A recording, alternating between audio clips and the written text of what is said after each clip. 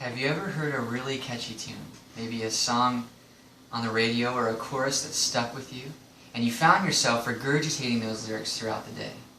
Isn't it interesting how singers and the power of a song have the ability to captivate our minds and echo it throughout our thoughts? There was a time in my life when I remember specifically falling prey to the power of a song. My sister often watched MTV, which was a channel that included songs and videos from the popular singers of that time. She was not allowed to watch the show, however, and she often used the previous channel button on the remote to switch back and forth between channels as my parents would walk in and out of the room. But I'll never forget as a young boy seeing this beautiful woman walk onto the screen as she was dancing provocatively, and she was singing a song that equally captivated my attention musically. Well, I thought nothing of it as the song ended and life went on. So one night during the week, I was sitting at the dinner table enjoying the home-cooked meal with my family, when innocently I began to happily sing, "Voulez-vous coucher avec moi ce soir?" Well, my dad was not pleased. Two things happened that night. I learned the meaning of those lyrics was very sexual, and I was not to sing songs like that anymore. And my sister was grounded because, in my confession, she was busted for watching MTV. The reality of this story is that oftentimes the message of the songs that popular singers are pumping into the mainstream reveal a music industry that is overbearingly sexual. The popular music of our time is negatively affecting our culture in such a way as to strip the values of God from our world as we know it. I intend to explore the idea that singers have the ability to promote sexual purity and shape culture through the vehicle of music, as music aids in learning, lowers inhibitions, and unites as it universally communicates. Through the avenue of music, singers have an open doorway to communicate the message of sexual purity because music aids in learning. Research shows that music enhances intelligence, learning, and IQ. In fact, according to E.G. Schellenberg and S. Hallam from the Department of Psychology of the University of Toronto at Mississauga, recent findings show that listening to any music that is personally enjoyable has positive effects on cognition. There is something remarkable about music that increases the function of the brain. That would make sense as to why so many people have the ability to memorize thousands of lyrics, yet have trouble remembering what was written on their notes as they study for their exams in school. In addition to the effect of music has on memory, according to the Department of Psychology from the Chinese University of Hong Kong, students have also shown that students who participate in musical training develop better memories compared to those without training. Therefore, knowing the effect that music has on memory and learning, singers can utilize the message of the music they create to teach a value that will contradict a world that is being taught to violently oppose sexual purity. Not only does music aid in learning, but it also has the ability to lower inhibitions. Music can actually de-stress the body.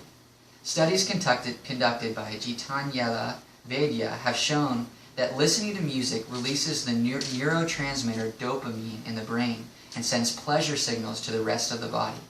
In addition to this, Vaidya discovers that music has an effect on hormone levels in the body. There is evidence that music can lower levels of cortisol in the body, which is associated with arousal and stress. Music also raises levels of melatonin, which can induce sleep. This is outwardly visible in terms of music's ability to relax, to calm, and to give peace. Have you ever noticed that music is often used in the background of hospitals, elevators, and waiting rooms to create an atmosphere of peace? The reason is because whether people know it or not, music has the power to manipulate the body to feel a certain way and evoke certain emotional responses. Music actually lowers your guard, and according to Clay and Owens, lowering your guard means two things. Not only does more of you come out, but more of your surroundings get through to you. The music industry has discovered this fact and has successfully abused the power of music to push its sexually explicit agenda.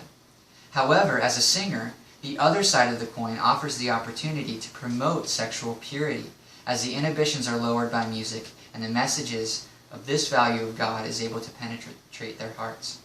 Finally, with inhibitions lowered, the scale as to which singers and musicians can promote sexual purity has the potential to reach the far ends of the earth, because music unites as it universally communicates. Lori Edwards Tate reports in the Washington Times that music is a universal language. Spanning time, space, and cultures, music has been interwoven with the fabric of our lives since the early days of humankind. The sounds, tones, vibrations, and general cadences of music can bring virtual strangers together at all kinds of events and ceremonies such as baptisms, weddings, etc. As Edwards Tate stated, music has the ability to bring completely strangers together. To better see the reality of this, there is in fact an organization called Playing for Change, connecting the world through music. The effort of this cause is to unite the world through music and to inspire world peace. Part of their mission is to create a worldwide album. As stated on playingforchange.com, this album is a collective statement from over 100 musicians spanning 5 continents. Many of them have never met in person, but through their different cultures, these songs demonstrate a profound human connection and willingness to unite. Through music, we can understand our differences and create a better world. It is clear that the vehicle of music has the ability to carry a message across the globe. So as you can see, singers have the ability to promote sexual purity and shape culture through the vehicle of music because music aids in learning, lowers inhibitions, and unites as it universally communicates. I recently read an article by Clay N. Owens who understood the power of music and its ability to promote godly values.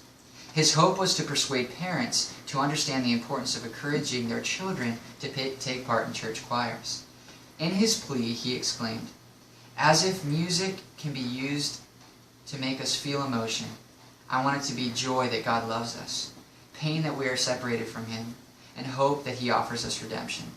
If it lowers inhibitions, I want to use a song lyric to reach into the tough heart when music causes its guard to drop. If music allows us to communicate, I want to use it to express ideas and truths that build others up. And if music makes us memorize, I want to commit to memory those things truly worth knowing."